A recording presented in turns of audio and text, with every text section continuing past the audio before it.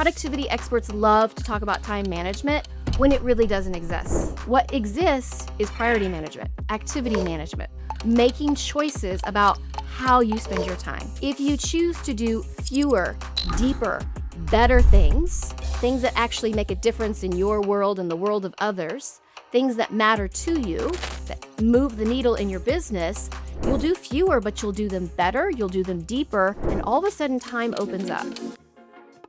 You're watching the LeanScaper podcast, where landscapers come to grow. If you want the systems, stories, and strategies to build a lean, mission-driven company that your team loves working for, keep watching. Tanya Dalton, welcome to the LeanScaper podcast. I'm so excited to talk to you today. I'm thrilled to be here. Feeling overwhelmed is not from having too much to do. It's from not knowing where to start. This is a line I see in your body of work everywhere, and I think it's a really nice landing point, jumping off point for us. Why don't you just unpack that idea? Yeah, well, the thing is I hear that word overwhelm all the time. People are like, I'm so overwhelmed. And I feel like that feeling of overwhelm just overwhelms us, quite frankly. And we feel stuck and we feel stymied. Being overwhelmed isn't about having too much to do. It's not knowing where to start. Because let's be honest, overwhelm is just another word for anxiety. If we truly understand who we are, what we want, what we desire, and where we're going, all of a sudden we know where to start. And that overwhelm dissipates and it goes away. And oh my gosh, we can breathe. And that's pretty amazing. Pardon the interruption, but if you are a mission-driven leader in the landscape industry who is hungry, humble, and smart, and you love this show, you should subscribe to this channel. That way you'll never miss an episode. There are a lot of landscapers who have hired managers underneath them. In some cases, they've even built out full-blown leadership teams, or at least they call them that. But they, the owner, the CEO of that business, still very much feels like everything still relies on them. And I'm sure you see that too.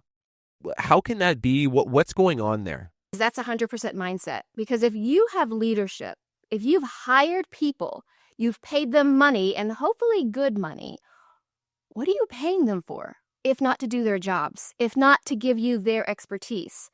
And the problem is, so many of us have started our jobs from scratch. My very first job, my very first company, I started with $50, which is very similar to a lot of landscapers, right? And so you're wearing all the hats, you're doing all the things, your hands are in all the things, you're truly the owner and the operator. And then you bring other people in and you don't have that trust, that faith that they're going to actually do it. We feel like everything has to filter through us, and then we're irritated that everything has to filter through us, right? But we've built the system to work that way. I just was going to say, I like that you bring up this mindset thing, because we're going to talk about some skill sets today. We'll talk about priority management. We'll talk about delegation and these things that will actually help. But at the outset here, I think it's really important that listeners get their mindset on this correct. And I didn't mean to interrupt you, but the question I wanted to ask was, I suspect, because I've done this a lot, that a lot of leaders use their busyness, their busy badge, so to speak, as something they almost brag about. But I think in many cases, they're actually using that to keep them from making the harder leadership jump. It's like that's actually a real zone of comfort. They say it's really annoying. They say they're really frustrated that all the decisions have to go through them. They expressed annoyance when it's like, oh, why can't you figure this out yourself? But at the same time, they sort of put themselves in that system. And I sort of think there's a subliminal thing going on where they do that because the next big jump on the ladder is actually a way harder thing to do than just being busy all the time. What are your thoughts on that? Oh, absolutely. Well, first of all, let's talk about the overculture that we live in, where busyness is rewarded, right? The overculture says hustle, grind, repeat. Hustle, hustle. How many times do we hear hustle? So there's a lot of pride in the hustling. If we're not busy, what are we doing? And in fact, when we're not busy, we worry that we're failing. Have you ever had like 5-10 minutes where you don't have anything on your list to do and you're a little bit unsettled because you're like, wait, something's wrong? Yes, because we think we're supposed to be busy. We think we're supposed to fill our day. If we let that go, we can step into doing the bigger things, the better things, the higher quality things, the tasks that actually make a difference and move the needle. But it is about discomfort. 100%, Benji, you're absolutely right.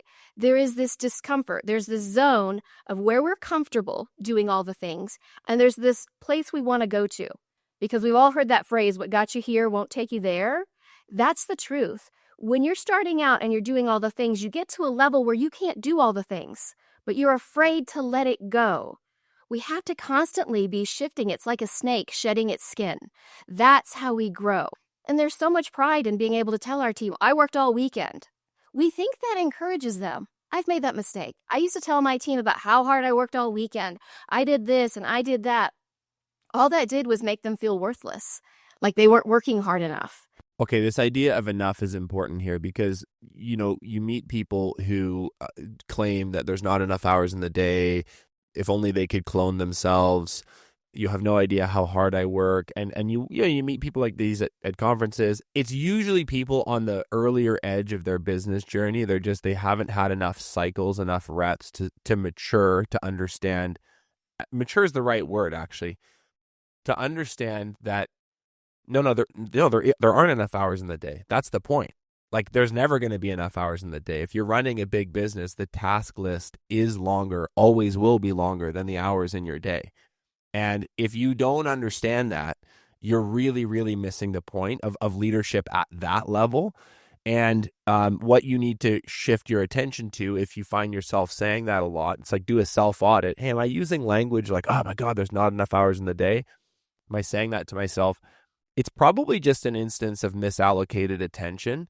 And I think that's kind of a perfect segue into this structural part of the conversation I really want you to coach our listeners through, which is understanding the fundamental difference between time management and priority management. So if we're just going to put those two things on a spectrum, I think maybe a good place to start is just define the difference. Let's just draw the line between the two so people fully get what we're saying, because it's my observation that people really misunderstand the two. Yeah, so let me start by saying this. There is no time management. That doesn't exist. We are trying to manage something that is not manageable. Time is simply time. There is no managing it. It's not a 3-year-old throwing a tantrum at Target on the floor. It's not an angry bear tearing you apart. It's just time, and yet we think we can manage it. Time, of all the resources we have in the world, time is the one thing that is doled out evenly, regardless of sex, money, sexual orientation, color of your skin. Everybody has the same number of hours in the day. So that's the first thing I'll say is stop trying to manage time. Productivity experts love to talk about time management when it really doesn't exist. What exists is priority management, activity management, making choices about how you spend your time. And that's what's amazing, because 60 minutes is 60 minutes. But 60 minutes when you're dealing with a team issue or a client issue is very different than 60 minutes while you're lying on the beach on vacation. Am I right? If you choose to do fewer, deeper, better things that actually make a difference in your world and the world of others, things that matter to you, that move the needle in your business, you'll do fewer, but you'll do them better, you'll do them deeper, and all of a sudden time opens up. So if you could look at someone's calendar for the last 30 days and audit it and know that it was accurate, you could really look at where they were spending their time in a very unadulterated way. You can see it very clearly. What would you be looking for that tells you they're operating very reactively? Yeah, okay. So this is a great question because this is actually one of the things I like to look at when I'm working with people. Like, show me your calendar. Let's see where your time is going. First of all, their calendar is jam-packed, generally full of meetings. And so my first question is, do you need all these meetings? Because I can tell you, using Pareto principle, which a lot of people call the 80-20 rule, 20% of your meetings give you 80% of the information, pretty much, right? Why are you attending all these meetings? So I'll find that they have a lot of meetings in their day, and they're not saying no to any of the meetings. They say yes to every single one. When the truth is, we need to say, what's the agenda? What are we talking about? How much of this meeting do I really need to attend? Sometimes it's like, oh, I only need you there for 10 minutes. Great. Tell me what 10 minutes you need me there for, right? So I look for that. I'm looking for if they have blocked out times in their schedule where they are unavailable. because you need thinking time, strategy time. As an owner or as a leader, you should be spending time thinking, which looks like doing nothing. When that's the most important thing you can do for your job, for your business, for your career. That is the most important thing you can do, is zoom out and take a look at the big picture and really pick things apart in a space that feels like, okay, I have this space to just explore and think. That's what strategy is. Strategy, and this is the thing, people are like, oh, I'm strategic. I'm like, you're flying by the seat of your pants. Are you actively taking off time to strategize? Because if you're not taking off time, at least an hour a week, and then I also advocate for taking off a full day every quarter. If you're not allocating time for you to be able to work on your strategy and your thinking, you're completely in reactive mode. You're putting out fires left and right. And here's what people will tell me. But I can't do that. There's no way I can do that. So here's the thing. I love it when people push back on things. I love it when people tell me there's no way that works, or I can't do that. You know why? Because that's 100% in your mind. I can tell you that if you have a visceral reaction to something, if I say like, hey, you need to be taking off an hour a week, and your first reaction is, there's no way I can do that. And maybe you even feel it a little bit in your gut or in your shoulders, or it gives you like a little throbbing pain, but you think immediately, no way that can work. I'm going to do a little exercise with you that I call the 5 whys. So ask yourself why. Benji, let's model this, shall we? Yeah. Let's have you be someone who says, there's no way I can do this. Okay. Sure. There's no way I can do this. Okay. Why is that, Benji? Well, you have no idea. There's so many things on my plate right now. I've got like things I need to review. There's quality control I need to check. I need to onboard these new people. There's so many emails I haven't gotten back to. Like you don't get it. You should see my calendar. It's just way too full. Yeah, it sounds like you're really busy, Benji. Here's my second why. Why is it you have so many things that you have to do? Well, our business is it's growing so fast right now, and we've hired so many people, and you have like, it's chaos. That's why. Third why. Why is it chaos? Why is it that it feels like chaos? Well, I mean, like, you don't know landscaping. Like, that's just kind of how it is in this industry. There's tons of stuff to do, and the weather, and the equipment breaks down, and then my crews are unreliable, and we have really picky customers, and that's just how it is. There's 2 whys I could ask there. I could ask you why your customers are so picky, but I'm going to ask you why your crews are unreliable. That's my 4th why. Well, to be honest, none of them are that experienced, and now that I think about it, I haven't really trained them very well. Oh, so the reason why is maybe about that. So why haven't you trained them very well? Guess they're too busy doing all those other things I said. Okay.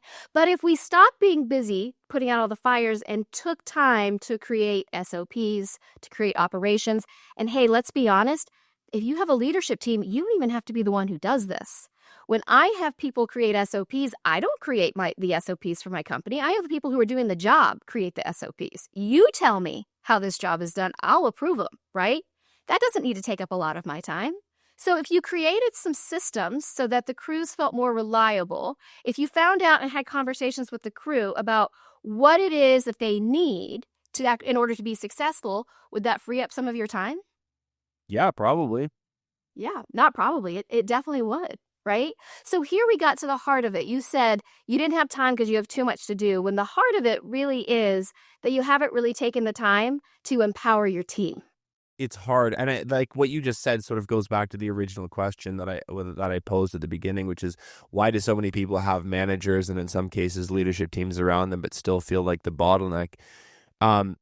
I think it's worth like sort of really slowing down and mentioning this and honoring the fact that no, it does actually take quite a bit of time and bandwidth and iteration to get those systems right and to be good enough, thoughtful enough, and then implemented thoroughly enough that somebody else can take the baton that you're passing to them and do something with it. I do want to be real with people and say just because we can make SOPs faster with AI and just because there's all this technology does not mean that you can make that investment in 5 minutes. It does still take, in many cases, hours, sometimes days for more complex tasks or roles weeks, but that's the investment that you need to make for the long-term ROI of freed up space and bandwidth to solve the bigger problems.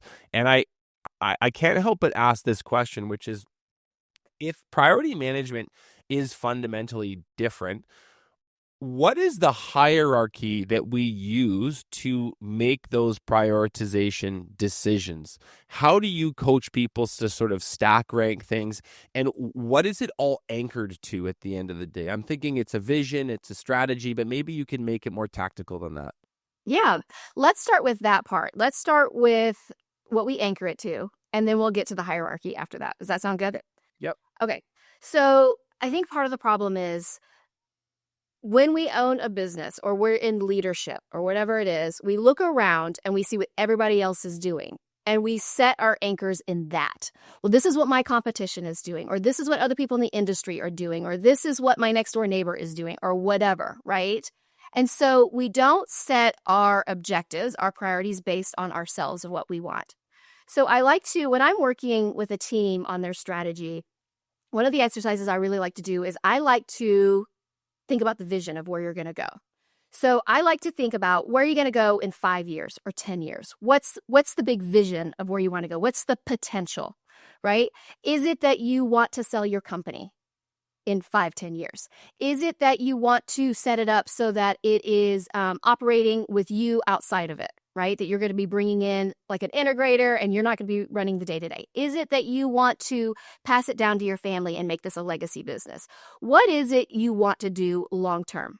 And then we're going to look at that as the potential, right? And we're going to back that up. If that's where you want to go in 5-10 years, all right, we need to think about what's possible in the next 3 to 5 years, right? If in 10 years you want to sell your business, what do you want to do? What's possible in the next 3 to 5 years? Well, let's say that you've decided that you want to sell your business 7 years from now, right? All right, you want to sell your business. Well, let's back that up. All right, what's possible? Well, what's possible is I have to have it running like a well-oiled machine, because as I'm gearing it up and getting it ready to sell, I know that people are looking at my EBITDA, right? I know that they want to understand like how things run. They're going to look for my SOPs. They're going to look for what my branding is like. They're going to look. So I need to shore all those things up. If that's what's practical in the next year, is to start bringing in some team members, what do I need to prioritize? Well, I need to prioritize figuring out and clarifying who we are as a company. What do we stand for? Where are we going? What's our mission? What's our vision, right? We need to, figure out what that the schedule looks like for promotion and creating some of those things. As we back that in, those priorities, those are your goals. Those are your focus for the year ahead. That's how you take all the noise and all the overwhelm and you clarify it. And you get really clear. These are the 3 to 5 things that are key objectives for the year ahead. Does that make sense? But the lived experience of most business owners is that, are they actually living in the zone that you just described 95% of the time? And the answer is no for most people. Like, it's like lucky if they're there 20% of the time. And so I'd really love for you to share not just like the textbook answer, the theoretical answer, your having worked with so many businesses, having spent so much time with entrepreneurs, what do you see as the leading reasons why people spend so little time in that highly intentional zone? Yeah, well, I like what you said there, because I like to tell people what I do is not rocket science. It's incredibly simple. It's small, huge movements, simple to implement, easy to manage, but monumental in how it impacts, right? We know these things, but it's no different than we know that we need to eat healthy, but we struggle with that, right? All diet books could be one sentence: eat healthier, exercise. We know we need to do these things, but we don't do it. It sounds good on paper. So how do you actually implement this? And this goes back to what we were talking about earlier, really, with some of that thinking time. For me, I learned that I needed to actively block off time on my calendar. I needed to be fully unplugged from my team, from my business, and spend 2 days really diving deep and mapping out what I want for that year ahead. Doing this exercise of what's the potential, what's possible, what's practical, what do I need to prioritize, and then mapping that out. And the first step of this, and the reason why people struggle with this, is reflection. You have to take a good hard look at where you've been, and that can be painful. I literally would go and rent a cabin for 2 days to do this. I usually do it end of October, beginning of November for the next year ahead. I'm doing it this weekend. It's funny you mentioned that. The timing's funny. I've got my annual like personal retreat. Like I've got a place. I'll head there tonight. I'll be back Sunday night, and it's literally just this whole exercise. But okay, so right now you've done this before, and look, you're excited about it, right? Because you see how valuable it is. It's life-changing. And I think that's what people don't understand. They say, "Oh, I can't take 2 days away." And I love, Benji, that you're doing it like we just talked about, you getting away. You don't do it at home where you see piles of laundry or the kids are doing things or things are going on. You don't do it at the office where somebody can ping you. You legit turn off your phone. Oh my God, what is that like? Turn off your phone. I don't take in any information. All information comes from within me out. I am not gathering information from anyone else, not from a podcast, not from a book. I am taking it from me and I'm laying it out. And the truth is, when I started doing that, it changed everything, not just in my business, but in my life. That's when I began to feel like I had more time because I think so often as a business owner, everything's swirling around you, right? It's like one of those money machines. Have you ever seen where somebody wins a contest and they get in one of those cash machines where it's like spinning all these this money around? A lot of owners are grabbing dollar bills instead of looking around for the hundreds, right? Grab the $100 bills. That's what you do during this time. What are the big things I want to do? How do I want to invest? How do I want to invest my time, my energy, my resources, my money, my team, all of these things in the year ahead?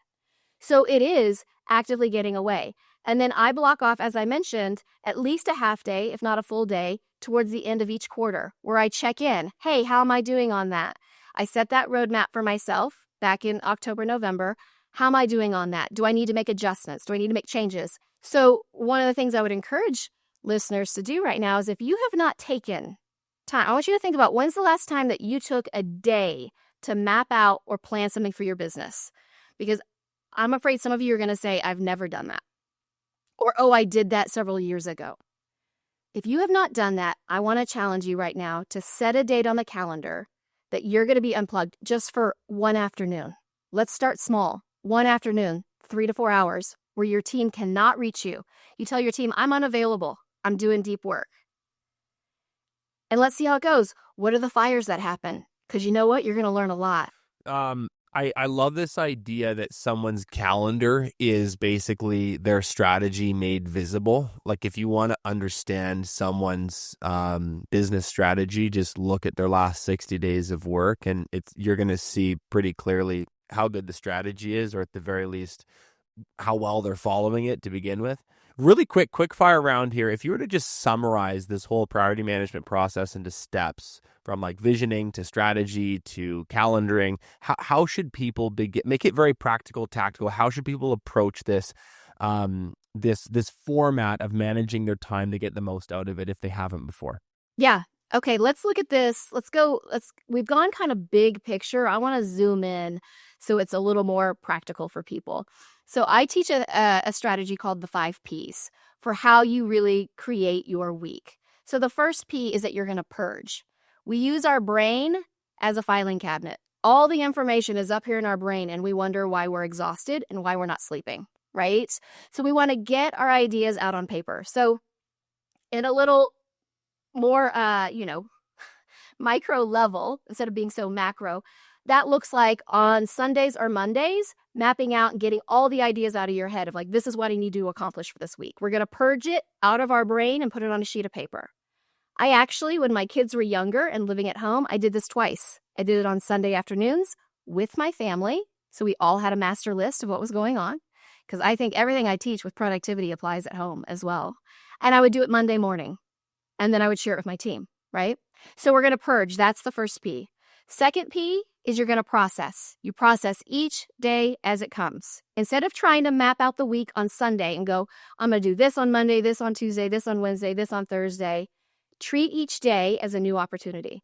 Because the truth is, Monday might be super productive and it might feel fantastic. But Tuesday you wake up and maybe you have allergies and your head feels like it's chock full of like cotton, right? And you don't get as much done. If you've mapped out everything you're doing Tuesday, Wednesday, Thursday, guess what? You wake up Wednesday, you're already behind and you feel it. I want to linger here for a second because it's dawned on me just quite in the last couple of years. I was taught sort of a very like 90s version of priority management earlier in my career, and it worked really well for the first 7 years of my working life. And over the last five, I've noticed that one, the complexity level of the problems I need to solve are way bigger, and the environment that I work in is way more dynamic. And you hear a lot of people go like, map your entire year out at one time or build a month. And I go like, well, that's just not a reality based like lesson. I can do 1 week. I can map out 1 week at a time, but every day I have to make micro adjustments. And so maybe you can put a finer point on this, just dispelling this sort of myth that the pre-planned year is what all productive people do. I just don't. I think that sounds really nice. That's not how it works. But explain why. Yeah, it sounds really nice, but it doesn't work. You know why? Life. Because life is not predictable. And this is the thing this is again us trying to manage time, isn't it? Us trying to manage something that's unmanageable. We're trying to say, well, this is where I'm going to be in March, and therefore I'm going to be here in October. And we forget that life happens, that things happen in the world, right? I mean, think if you mapped out your whole 2020, how did that go out the window when we got to March, right? So there's always things that happen. When architects build bridges and buildings, they don't build them to be super rigid. They're built with flexibility because they need to withstand the winds. They need to withstand all the traffic and all the things, right? It's good to have an idea of where you want to go. So that, like with this exercise we're talking about with that purge, it's like just getting the ideas on paper, but each day you plan each day. Don't map out what you're doing every day of the week because you don't know what Friday's going to look like because you don't know what's happening on Tuesday. And I think this is important, particularly for this landscaping audience, because the reason a lot of contractors reject priority management and calendar worship wholesale, they're just like, that doesn't work, is because people give these blanket statement pieces of advice, like just plan out a month in advance, and they go, okay, well, you've clearly never been inside a landscaping business before because that is not how it works. I can have my little financial review block on Tuesday at 3, but the if the skid steer breaks and somebody shows up to work drunk and gets injured, like I have to go deal with that. And that financial review block is really cute and all, but that's not happening. And so I think, I really want to call it out because, hey, priority management and calendar worship is fundamental to your success as an entrepreneur, but I get why you may have rejected it in the past because some dude in a fancy suit gives you basically a bit of wisdom that just sounds like BS to you. Yeah, usually it's people who've not actually lived Run the a life business. we're talking Yeah. about. As Yeah. as as a person who founded and then ran a seven-figure business, I totally get it. There's no way you could map that out. That's crazy to me. That's why we have to hold it nice and loose, right? So that's why it's important to me that you process each day. You get up in the morning. How am I feeling? What does today feel like? What did I accomplish yesterday? All right, now let's map out today. I know I want to have my financial block sometime this week. Today's a good day to do it. Let me go ahead and block that in, right? Those blocks need to be movable. Your calendar should be able to be moved around. Don't feel like it's all rigid. And that's the problem is if you set it, even making the micro adjustments makes you feel like you failed. All right, what are the things that are most important? And I have a whole priority list exercise that we can kind of walk through this hierarchy, right? Where I have 3 levels. Instead of just making a to-do list, I don't believe in to-do lists because I think to-do lists create overwhelm because they're unorganized, they're chaotic, and generally our brain loves dopamine, so we go for the easy, quick wins, the things we can check off first, which are not the big things, right? So I map mine out in 3 levels. So I make my list. At the top of my list are items that I want to escalate. These are items that are urgent, and they're also important. And important means they're connected to my North Star, my mission, my vision, my core values. They're linked to a goal. These are things that are essential that must be done by me. They're advantageous. They're investments. And they have a tight timeline, right? So that's the top of my priority list. The next section is cultivate. And I choose that word very intentionally because it's cultivating. These are things that are important, but they're not urgent. These are things like sitting down to do the strategy plan.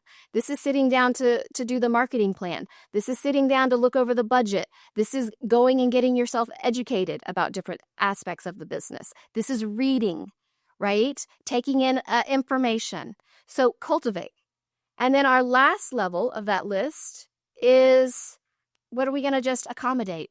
What are we going to shove in? Because these are things that are urgent, meaning they're fires, but they're not really important. You see, often people confuse urgency with importance. They think because it's a fire, they think because it's pinging, it's buzzing, it needs water thrown on it, because it's like lit up in flames, means I have to tackle it first. Urgency only has to do with time. It doesn't have to do with whether it's important. So we accommodate those tasks. Generally, the things that are urgent are not your priorities. They're someone else's priorities. They're where somebody else has dropped the ball, right? Or somebody is pushing their priorities onto you. Oftentimes our kids. Just want to throw that out there because that happens a lot. So you start with your priority list at the top with the items that are escalated, important and urgent, and you move down. Then you're doing the tasks that you need to cultivate. And throughout the day, you're accommodating the things that are urgent but not really important. So I make my list that way. I'm very intentional with how I make my list because I'm starting at the top and working my way down, right? And I'm blocking in the time, which is my fourth P. I'm going to protect. Okay, I have these blocks of time where I need to do these things. I'm protecting it. I'm going to make sure that nobody else gets on my calendar. If I'm at the office and my team is present and I'm ready to do deep work, they know that if my door is closed, and I usually put a sign on my door, I'm doing deep work, they're not going to disrupt me. They're not going to come and knock on the door. They're not going to try to text me. They know I'm doing deep work, right? So I protect that time so I'm actually able to get the work done. Because so often our phone goes off and we got to look at it every time it beeps, right? We get pulled out. So protect the time. So that's our fourth P. Our fifth P is we're going to prepare. At the end of the day, what do I want to accomplish tomorrow? This is not mapping out tomorrow because we process each day as it comes. I'm just going to write down and I'm going to get myself prepared. So I do 5 things. I sit down and I write down the things I accomplished today. I do that for a reason. I feel like oftentimes we get to the end of the day and we think we haven't accomplished anything. And so sometimes taking 1 minute to just be like, I did this. I did a lot more than I remembered, right? I do a quick assessment. How did I feel today? How is my stress? Did I put too much on my plate? Did I overwhelm myself? I check in with my goals. I write down 3 things I'm grateful for that day. And then I write down what I want to accomplish for tomorrow. I don't map it out. I just say, you know what, tomorrow I really feel like I need to do these things. These are the things so that way I'm getting it out of my head, because when I'm at work, I'm 100%. I'm all in. I am there. I'm present. And when I go home, I leave that paper on my desk and I go home and I'm present for my family. I'm 100%. I'm all in on my family because you know what? That is my biggest priority. That's the whole reason why I do a business is for my family, right? And here's the best part. The goal is that the business is here to support your life. The business is not the goal. Life is the goal. The business is the vehicle to get you to the life you want. So stop treating it like it's the end all be all. I love this 5 Ps framework, and I just want to tie it back to sort of the whole theme of the episode, which is we all have the same 168 hours every single week. You think of the most productive people in the world, Elon Musk comes to mind, Bill Gates comes to mind, like these sort of uber entrepreneurs running, bajillion different ventures successfully, and somebody that spends most of their time on the couch and, lives on EI. Those people have the exact same 168 hours. It's finite. They're working with the same table. So what is one person doing versus the other? Well, they're fitting the container with the right things. And this 5 Ps framework and the whole priority management conversation is absolutely a tactical way to do that. But the other way to free up space, and we've already hinted at it a bunch, is learning to delegate things properly and actually hand off chunks of work. Ideally, not just tasks, because as soon as that task is finished, the person comes back and now you're stuck on that loop. So let's do Delegation 101 quickly here. Fundamentally, what is delegation and what do you think most landscapers really misunderstand about it? Oh, good question. Okay, let's start with this though, Benji. You just said that delegation is giving people chunks of tasks. Like, it's not just tasks, it's like projects, it's bigger. So Larger I want the bundles of listeners, work. Yeah. yeah, I want you right now to think about, what does that feel like if you think about doing that? Does that give you anxiety? Does that stress you out? Do the 5 whys. Why is that, right? Because true delegation is development. It's developing our team. It's allowing our leaders to rise up and become the best version of themselves. And we hear that, and that sounds good, but then we're like, oh, I don't have the time. Again, it goes back to that word we've used. I don't know how many times we've used the word investment, Benji, but it is. It's all investment. If we treat our time like we do our money, it shifts everything. We're not just leaving money sitting in the bank, hopefully, we're investing it, right? Our time is the same way. And it's this investment in our people. Because the truth is, when you invest in them, that pays off huge dividends. When my kids were little and they were like 2 years old, I would have them, we'd had an automation. There was an automatic task that on Tuesdays was laundry day. And I'd say, it's Tuesday, laundry day. And they, at the age of 2, would drag their laundry baskets down. Because I gave them laundry baskets they could drag down the stairs, right? And we would sit there and we would sort it, the laundry together. Well, of course they couldn't sort it right. And I would have to go, oh, no, that goes in that pile. And it took time. Could I have sorted it faster? Absolutely. But I was investing in them. By the time my kids were 8, 9 years old, you know who was not doing laundry at our house? Me. It was fully delegated, right? And yes, I had to stand over them and go, oh, no, that's not how this works for a while.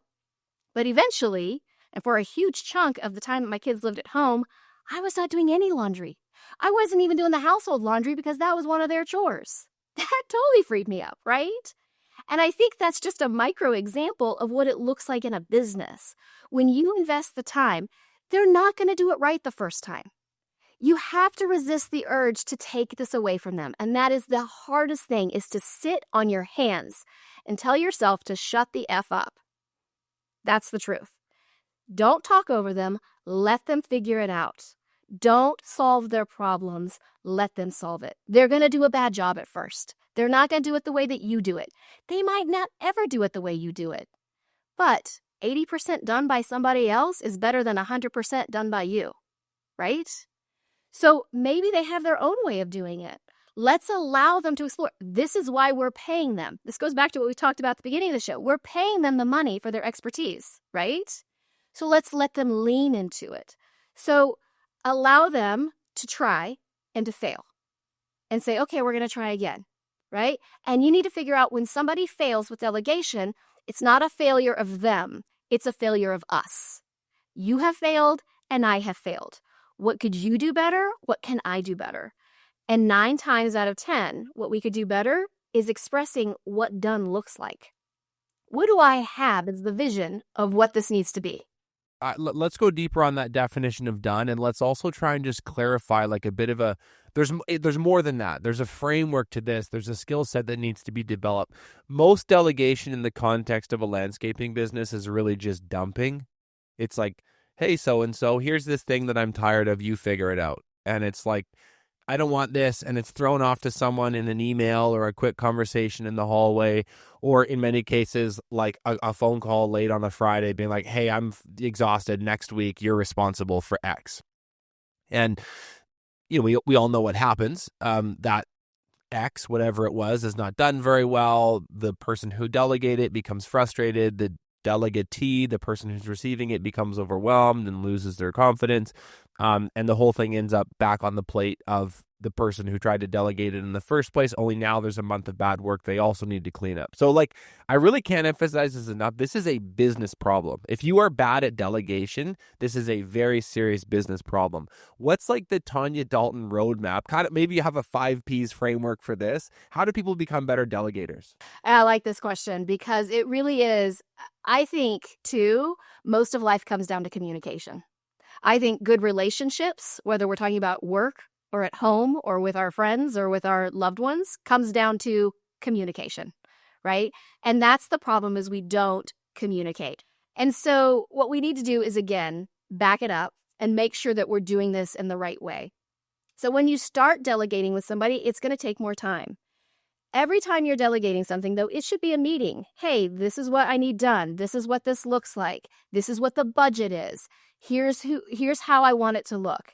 And I'm a big advocate for even saying, this is what good looks like, this is what great looks like, and this is what excellent looks like, right? Give them some versions. You'll see they'll rise up. They won't want good, not your good leaders, not your A players. They want excellent, or they want at least great, right? So we communicate with them, this is what I want. And some people might say to themselves, well, I do that. I tell them what I want, and then they show up and they haven't given me what I want.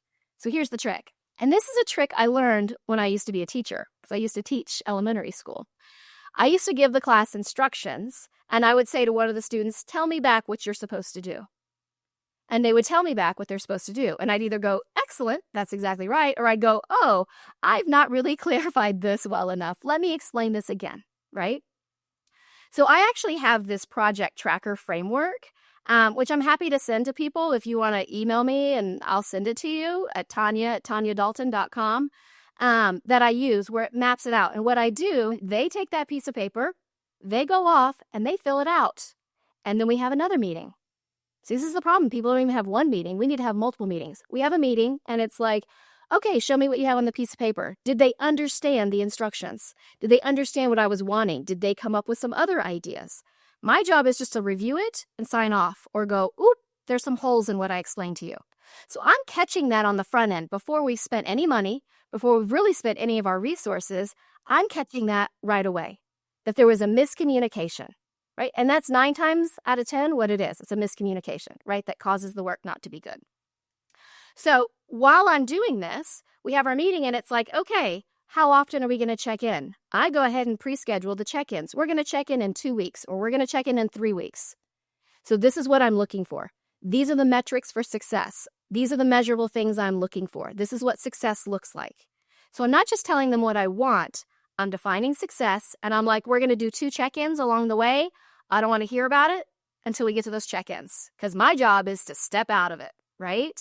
Now you go and make this amazing. I would add in that after you hand it off to them, have them come back with more information so you can make sure that they understand it. Benji, I love that idea. And, I think you could even take that further. If you feel like a lot of times your team just doesn't get it, if you've said to yourself, my team just doesn't get it, or they don't seem to understand, record yourself in the meetings and then ask Lana or ask ChatGPT to analyze what you said. What were the key takeaways? And if AI doesn't get it, the problem is you, right? Oh, how do I need to shift how I'm communicating this? That's a great way to check in and make sure your communication is really as clear as you think it is. We can only see the world from our point of view. So oftentimes we think we're being really clear, but we're not. We're not being as clear as we think we are. So that's a great way to kind of, gut check that. One of the things that I've gotten really insecure about, and it's like a true leadership failure, and I'm totally willing to admit it, is I started paying attention to my talk time and ambient. We have like AI recorders for every meeting that we hold, and it's incredibly useful. You get a transcript, you get a summary. There's a ton that you can do with that stored data, and you no longer need to take notes. And I talk way too much in meetings. It's very clear. Like even meetings that are like a one-on-one with someone on my team, I'm talking 70% of the time. That's a problem. And on top of that, people come back and they're still confused. So I'm like, if I'm talking most of the time and people don't get it, whose fault is that? That's right? A me problem. It's a bit of a mirror test. So I need to, this is a project for me too to get better at. Well, first of all, I love that you're willing to hold the mirror up to yourself, because that's one of the things that's difficult to do. So you can say that that's when your leadership fails. And for me as a leader, a lot of us as leaders, we fill the air with our words over and over again, right? Because our vision is so fantastic. When I learned to keep my mouth shut, and in fact, first way I learned this was, we talked about being unplugged for 2 days. I take that even further, and I started doing unplugged vacations where I'm gone for a whole week and my team can't contact me, to go have like me time and family time. I would notice that when I would come back from those unplugged times, my team had so many ideas. Like they had mapped out so many things because I wasn't around. And it was both humbling and empowering at the very same time, because it was like, oh, I am the bottleneck. it's me. I'm keeping the ideas from going because I have so many ideas and I think they're fantastic, but maybe they're not. Maybe they have better ideas than I do. And guess what? They do. Tanya, this whole like roadmap between like learning to priority manage. I love the 5 Ps. Learning to delegate and hand off larger parcels of work to people to free up our own time and also stimulate some growth for them. This has like been super, super practical for people. If someone is listening to this conversation and they're like, hey, I really want to, this is resonant for me and I really need to get going on this. If someone wanted to like reset in 7 days, what would be the 3 most important moves that they make to really get the ball rolling on this front? I like this. Okay. So I would say one of the first things to do is block off a 3-hour block that you're going to be unplugged in the next month and test it out. See how that works. Honestly, too, everything is marketing. I mean, Benji, I'm married to one of the marketing advisors, John Dalton. So everything is marketing. So you market it this way. When I go away and I'm unplugged, that's because I'm going to let you go away and be unplugged. I do unplugged vacations and I allow my employees to be unplugged, right? So I position it as this is a way for us to be reciprocal in respecting each other's need for thinking time, strategy, and also family time. So block off some time. Second thing I would do is I would like I said, you could email me and I'll send you that project tracker, Tanya@TanyaDalton.com. I'm happy to just send that to you. Or figure out a task that you can delegate and either use that project task sheet that I have, or you can do like what Benji said. Either one of those works. Don't worry about, just choose one, right? But choose a task that you can delegate. Choose something that frightens you a little bit, something that makes you feel a little bit uncomfortable, that you're like, I don't know. But do it like we said, with the meeting and having planned check-ins, you're going to give them some scaffolding, right? Scaffolding is there to create a little bit of structure without too much rigidity. We got to have that flexibility built in. So figure out something you're going to delegate. And then I want you to look at your to-do list, and I want you to figure out how much that's on there is not really your priorities. And reshuffle that. You can use that framework I talked about, escalate, cultivate, and accommodate. Put the most important tasks at the top and prioritize it in order. Instead of just having a to-do list that you're continually adding to, and then make a fresh one tomorrow. Remember, we process each day as it comes. So that's 3 things they can do right away that I think are fairly easy to manage, but might create a little bit of discomfort, which I kind of like because I think discomfort is important. Tanya, I'm super excited that we got to have this conversation, but I'm more excited that we get to have another. Tell us a bit about what you're stoked to speak about at Cape Coral as one of our keynote speakers at the Operations Intensive. Yeah, I'm really excited to be speaking at the LeanScaper Intensive in Cape Coral. We're going to be talking about some of these things, but in a very different way. I can promise you we're going to do something on stage that you've probably never seen before. We're going to be talking about focus and attention and energy in ways that you haven't seen somebody do. And I am going to be doing an exercise with everyone that I normally do in small groups when I'm meeting with leadership teams or working with founders or CEOs of companies. I'm doing it on a large scale, and I'm really excited about it. So it's going to be something that you've never seen. And I'm hoping, actually I know, because when I've done this before, everyone goes, oh, that changes the way I think completely. It's good to leave everyone wanting more. For the full picture, you'll need to be at our Cape Coral event. Tanya, this has been awesome. So much fun chatting with you as always. Thank you for your time and your expertise on this topic. I'd love to have you back sometime soon. Absolutely. I'd love that, Benji. I think you and I could talk forever. Thank you. Talk to you soon.